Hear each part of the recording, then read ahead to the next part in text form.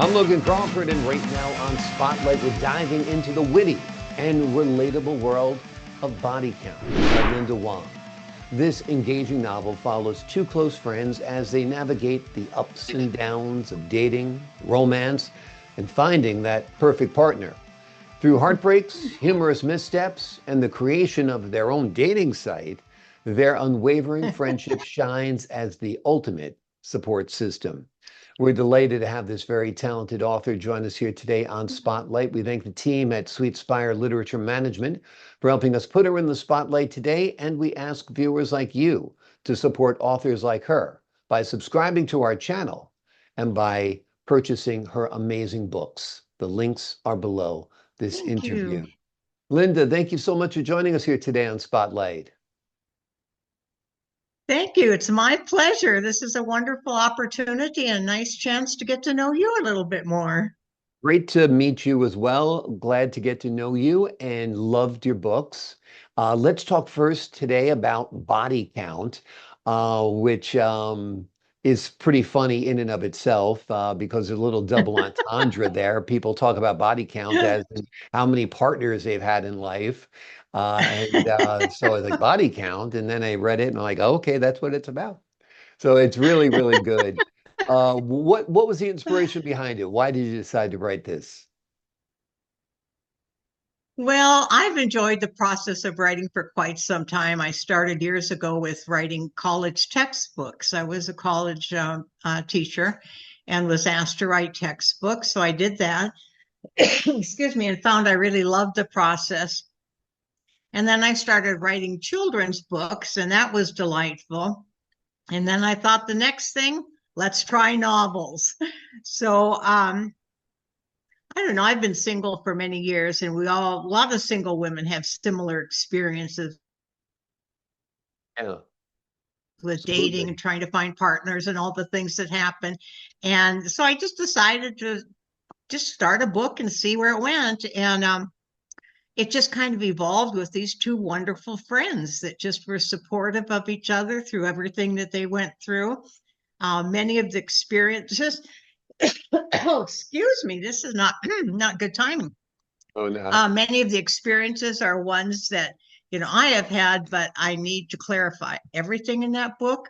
I have not had the experiences doing so. Okay, so you this is know, not a true when you story. read The some of names them, you have go, not been "Oh, changed to protect the innocent. So, right, yeah, that this kind is of not a thing." memoir, it's a novel. Right. Yeah, which is great, Just which to is great. clarify. Exactly, exactly. This movie, I think, this book, I think would be like such a great movie. It's almost like a rom-com ready for the making. You've got the buddies of the girlfriends, you've got all their dating partners and their concoction of their own dating app. I think it would be a cool film. What do you think? I think it would too. I really think so because you know, we love to watch people's adventures that aren't all dismal. There are good things that happen and there are funny things and there are things that are relatable. And I think it's just a nice kind of reflection of what single women go through nowadays. And the women in the first book are younger. They're, college age, and then they grow up as the books progress. But it's kind of common themes that single people deal with, and I think a lot of people relate to it. That's the feedback I've had from my friends. They go, "Wow, that's really true," and the insights how to handle some of them and not be devastated or get so pessimistic that you don't want to look any further. So it's kind of common themes, and I think that's what people relate to. Absolutely. I know my son and his friends are all about 30 and they get so tired of the dating apps after a while, swiping right and swiping left and people not looking like their pictures and, people who ghost them after a conversation or two. So these are common themes and I think you've struck upon them. What's not common is the fact that these two girls created their own dating website. That's a little bit different. Tell us a Yeah. little bit about that part of the story. Well, they decided to try something else because they had gone to so many different dating websites, restaurants, bars, grills, and just not finding much. They thought, well, let's kind of get in control of this. And so they created their own website. And it started off where they got, some interesting people that they met and some of the men, but it still didn't bring them, you know, that right partner. Yeah, yeah. So, yeah. That ever elusive perfect partner. You wonder Yeah, if he or she is right. out there, right? Yeah, without a Are they doubt. there? That's right. Who knows, right? Yeah. That's so Amazing, true. amazing. So it's been a fun book to write. Did you do any research? Did you play on the dating website yourself a little bit? No, no, just kind of, No. it's really funny when I started writing. I find writing, I'd mentioned this earlier, just in some questionnaires with you, that I find writing to be this magical process. I just, I can't explain it. Now, this is my process. When I start writing, I don't know where it's going to end up. I just go and the ideas connect and I just keep writing. And sometimes I'll finish a section. I'll go, wow, that's really good. Where did that come from? Yeah. So I just kind of like to have things based somewhat on reality. I'm not doing real erotic stuff. That's not me. And I'm not doing things that are, unrealistic. It's just kind of reflecting things that I know from myself and my friends and um, just kind of trying to explore it in a friendly way. I had fun kind of creating some of the names of the restaurants and bars. These are not real places. Like Right. there's Sleepy Joe's Bar and the Water Street Bar and Wild Rockers and Mhm. the Veggie Loft. None of those exist, but they were kind of fun to create. And They sound like they're real. That's the important part, right? yeah, Yeah. right. Yeah.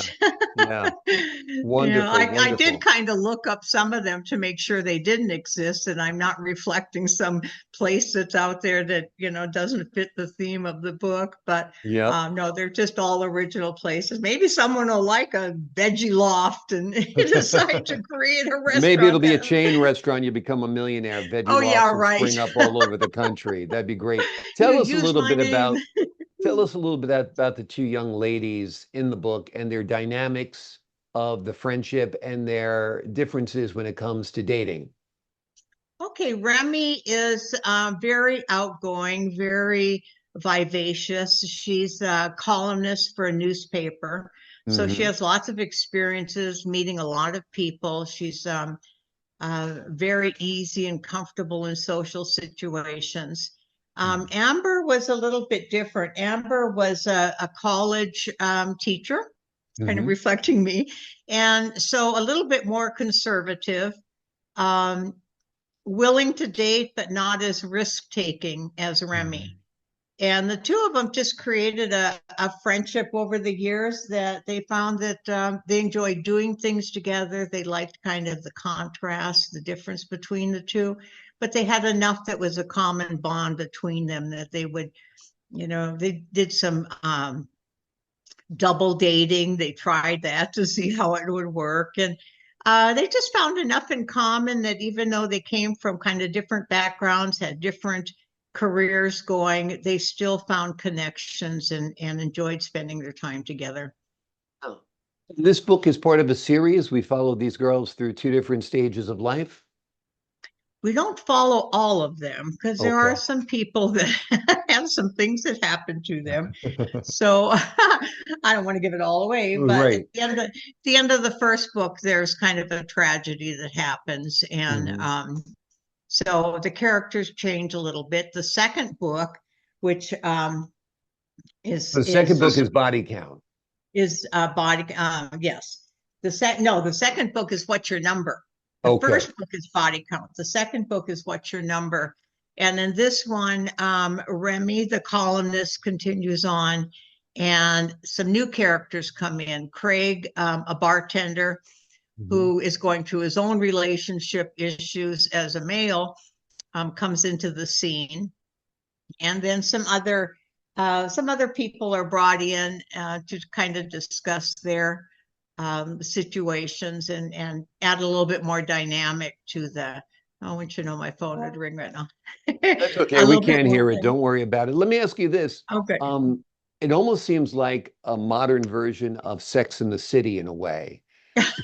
Was that ever like a reference for you at all, or did you think about that at all? It wasn't a reference, but now that you mention it, it is very much like that. Right. Because Sex and the City is based on the same thing, friends exploring relationships and creating strong bonds and working their way through life situations. So, yeah, it's very similar. Yeah. Yeah. But Except no, it was it's not patterned after that.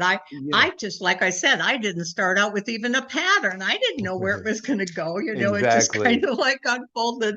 Well, that's the So beauty of writing. You write these characters, you write these scenes, you get lost in these characters' heads, and the next thing you know, it's just kind of coming to you, and you're putting it on the page, and it really is a time of inspiration, which I think is so enjoyable about being a writer. It sounds like you've had a pretty extensive writing career. Tell us a little bit that's about, really true. yeah, tell us a little bit about your writing journey. Well, I used to teach at a community college in Eugene, Oregon, and I was using some textbooks that I just didn't find were most appropriate for the students I was working with. I was working with college students that were kind of at risk, um, not totally prepared for college, students with learning disabilities that weren't being met with services. So I told this publisher after I was reviewing all these textbooks, I said, you're still not really getting it for people who are have different learning styles. And so they said, well, why don't you just write the book for us? I said, well, all right. So I wrote Essential Study Skills. And that was like 2 decades ago. It's still in publication. It's in its 8th edition, Oh, and it's still doing really well being used on college campuses. So that's when I really got excited. I said, you know what? Really enjoy um, I really enjoy the writing process. And I was teaching writing courses. So it's something that, I really believed in. And I think I kind of had just a built in structure of things in my mind because I didn't find the need to write from an outline or to have a real plan. I just trust the process and it would unfold, and then I'd kind of find a good place for it to stop. And after I did the first book, then I said, you know what, I could continue the story some more and add some additional characters. So by the time I got to the third book, it's called Still Counting Bodies. it's in the it's in the final stage of being reviewed with the publisher.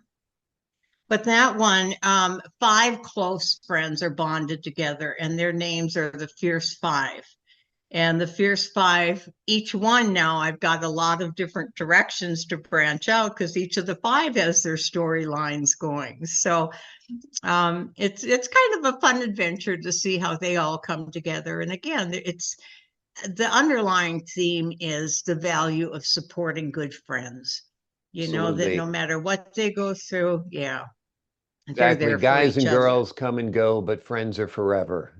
That's Yep, what you friends got to are remember. forever. Yeah, Yeah. yeah, that's a Wonderful. really good lesson. Yeah. Yep. So Well, it the, was fun, and I don't know if there'll be a fourth book or not. I keep thinking, oh, do I want to go there again, or am I happy with the way it ended on the one Still Counting Bodies?